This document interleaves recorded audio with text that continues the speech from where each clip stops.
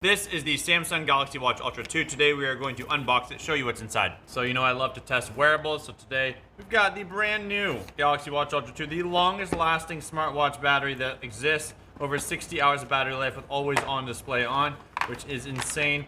Inside we got the watch. We got a little wrapper. Open this bad boy up. I think the charger's in here and some manuals and booklets. Inside here we've got the little charging pad. Luckily they haven't changed the charger type, which is really nice. I know Google has changed the charger for their watches. Samsung stayed consistent.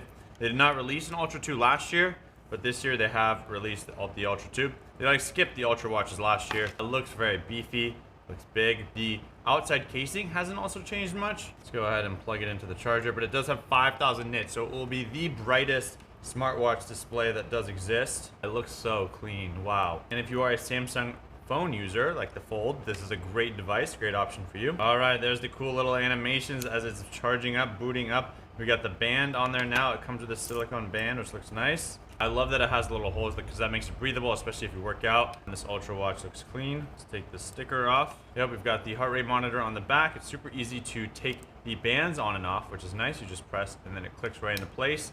That makes it absolutely effortless. If you need to change the direction of the watch, you can. We're gonna try to power this bad boy up. We're gonna have to install it, connect it to the Fold, and then do some testing with it for distance, pacing. They say it's more accurate than the Garmin and Apple Watch Ultra. So I'm very curious to test this out to see if those claims are actually true. So we'll let it charge. Comment below what questions you have down below, and we will get a full review on the Galaxy Watch Ultra 2 out very soon.